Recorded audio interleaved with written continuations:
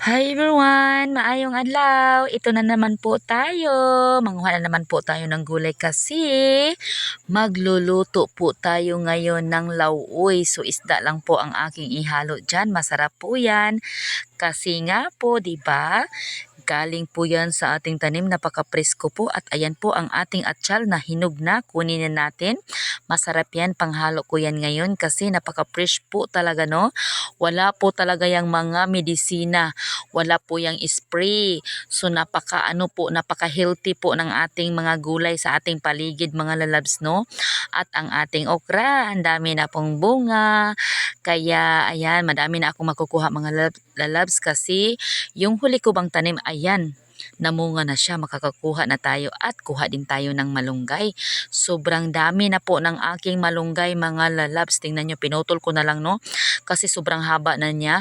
So magsalingsing din naman yan at ang dami na din niyang bunga. At ang sarap ng bunga niya isama sa ating lauoy ngayon. Makain po yan mga lalabs basta yung bata pa. At tingnan nyo naman ang aking mga talbos ng kamuti at alugbati. Umakyat na siya dyan sa papaya. Hindi ko siya pinutol mga lalabs kasi ano ba, nakaakyat na. At ayan na, ready na ang ating gulay. Nahagpat ko na. Ayan, chiding-chiding. O diba, napakadali lang mag-ano at lagyan natin ng isda na peret. Nakapreto na po yan. So masarap po talaga pag may isda ang ating lauoy mga lalabs. Napakatamis ng sabaw. So dahil nagpainit na tayo ng tubig, ayan, kumulo na siya. Ilagay na natin ang isda. So una nating ilagay is isda. Tapos isunod na natin ang chicken cubes. Bali 20 cubes ang aking timpla dyan. At syempre ang ating tanglad na galing din yan sa aking tanim. Nilagay ko na din ang kamatis at bombay. Syempre sabay-sabay na yan. At nilagay ko na din ang okra, no? Kasi wala namang matigas na mga kasama sa aking luto. Walang gabi, walang kalabasa. So isama na natin yung okra.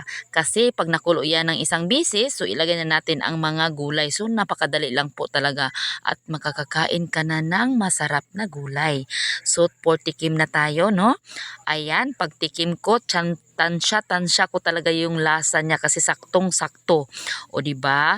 So ilagay na natin ang mga gulay na napakadami ang ating nakuha kasi nga madami sa ating kapaligiran, oy.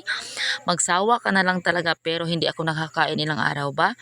So ayan, sabay-sabay na sila lahat, pati ang malunggay.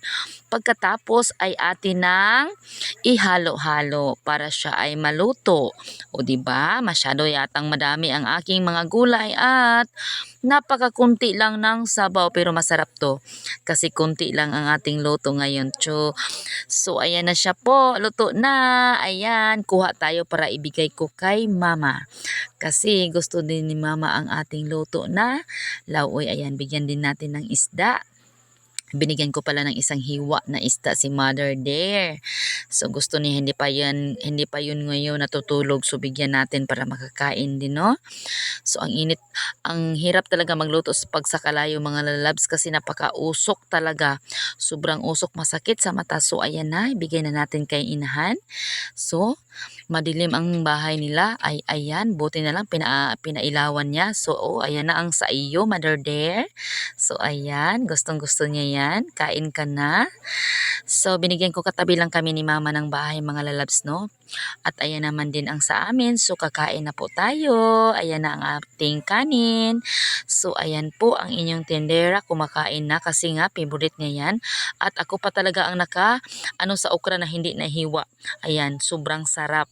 Napakatamis po talaga ng gulay kapag kakukuha mo lang tapos lulutuin mo agad mga lalabs. Sobrang tamis talaga ng sabaw. Ang sarap po talaga. At proud naman tayo, no? Kasi nga mahilig tayong magtanim.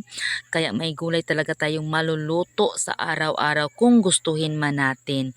So ayan, kain ka lang. At ang gusto ko talagang kainin is ang mga gulay lang po talaga. Kasi nga po, diba, favorites ko yan. Ayan po, kain po tayo everyone. At gusto ko lang magpapasalamat sa lahat ng mga nanonood sa aking video. Thank you po everyone and sana po more content pa na magagawa ko sa aking pagbablog. At maraming salamat po talaga sa inyong suporta mga lalabs. Hindi po ako titigil na magawa ng mga video. Ayan, gagawa din ako para ma-inspire ko kayo, at happy naman ako na gumawa nito mga lalabs, no, kasi nga po 'di ba mga araw-araw 'tong nga nagawain. So yun lang, bye bye, thanks for watching everyone. Mwah!